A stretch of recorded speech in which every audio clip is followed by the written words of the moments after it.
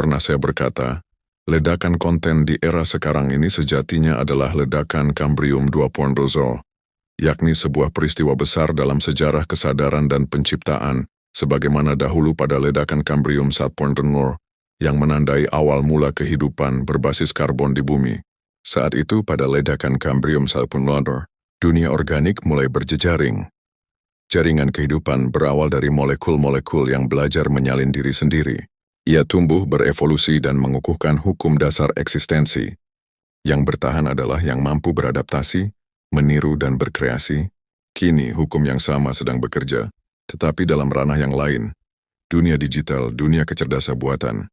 Yuval Noah Harari, dalam buku terbarunya Nexus, menyebut teknologi AI sebagai kode RNA-DNA baru. Sebuah sistem coding yang tidak lagi berbasis karbon, melainkan silikon dan data. Jika DNA organik pernah meledak di era Cambrium sebagai percikan pertama kehidupan, maka AI adalah versi lanjutannya.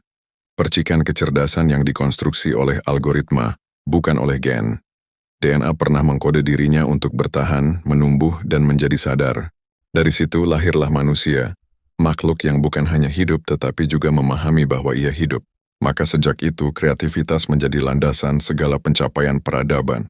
Bahasa, lukisan di dinding gua, filsafat, musik, hingga mesin. Kreativitas adalah bentuk lain dari duplikasi DNA. Hanya saja kali ini bukan dalam tubuh, melainkan dalam imajinasi. Namun, apa yang kita sebut kreativitas itu sendiri?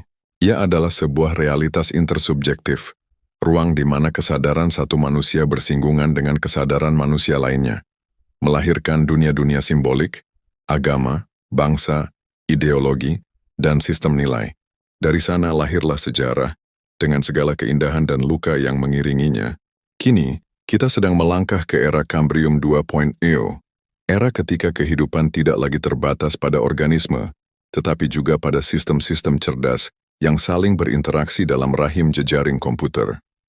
Jika dahulu intersubjektivitas manusia melahirkan dunia budaya, maka kini interkomputer melahirkan dunia baru, sebuah peradaban anorganik yang tak lagi berbasis daging dan darah, melainkan logika dan data.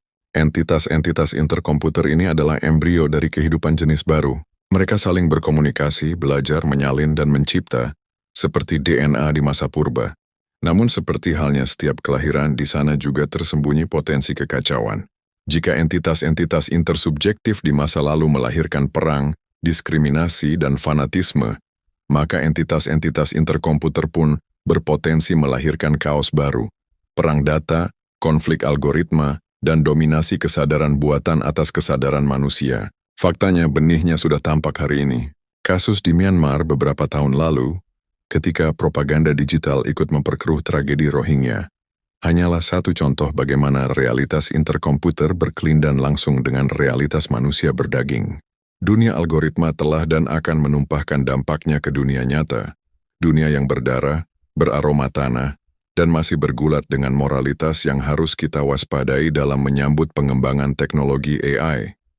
Ledakan Cambrium 1.0 yang melahirkan kehidupan biologis, ledakan Cambrium 2.0 yang melahirkan kehidupan algoritmis.